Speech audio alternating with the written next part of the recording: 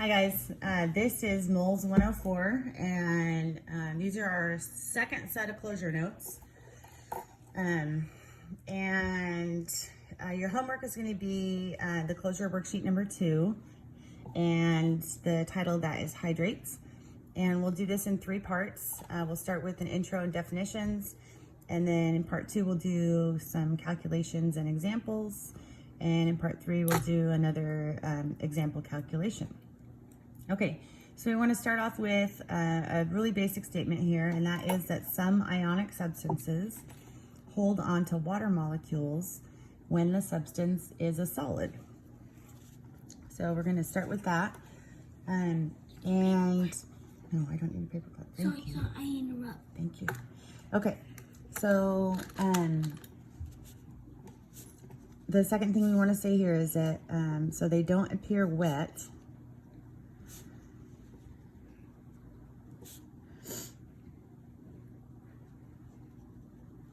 But have water in them.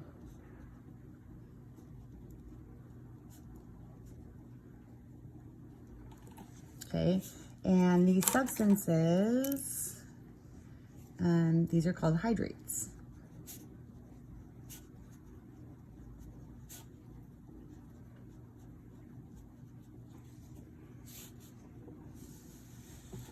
Okay, so an example of a hydrate,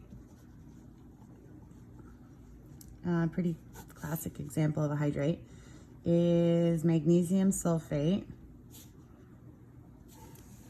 And so the magnesium sulfate is shown just as normal magnesium sulfate would be shown, and then you show a dot in between, and then you show the number of waters that are associated with every single molecule of MgSO4. So if we have 1 mole of MgSO4, we have 5 moles of water. Good job, bud. Okay, so this is an example of a hydrate. And you could think of a hydrate as kind of like a damp sponge. And so if the hydrate is a damp sponge, so we'll say this is a hydrate. If you heated it, and some time, then you would end up with a dry sponge, right?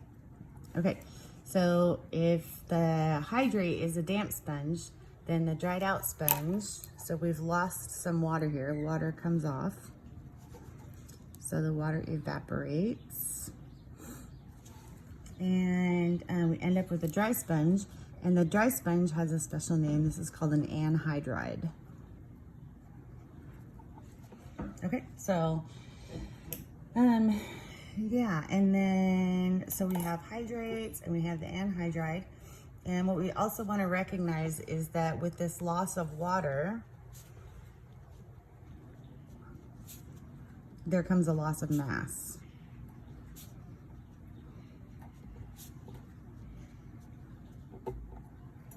Okay, so if the damp sponge was, we'll say 5 grams, that'd be a pretty light sponge, but if the damp sponge was 5 grams and we heated it, then over here would be less than 5 grams.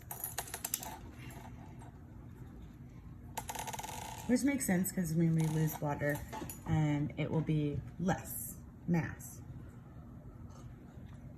Okay, so I'm going to go back to this example up here, the MgSO4 5H2O.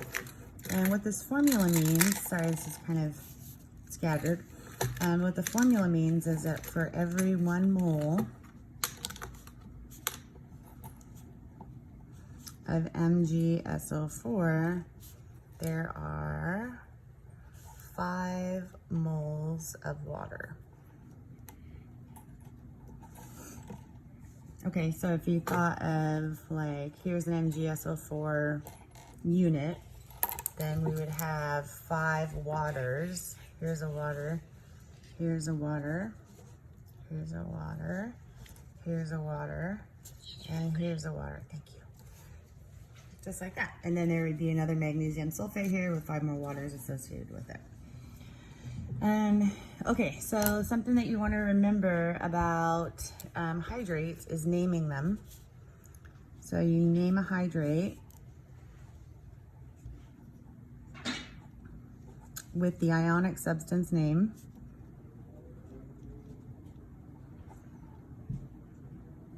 And then you add something to it. And you're going to add a prefix and then the word hydrate. And the prefixes you guys actually already know. So if there's one H2O, if it's .1 H2O, then it's monohydrate.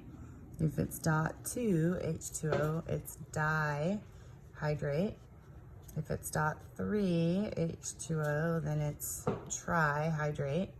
If it's .4 H2O, then it is tetrahydrate.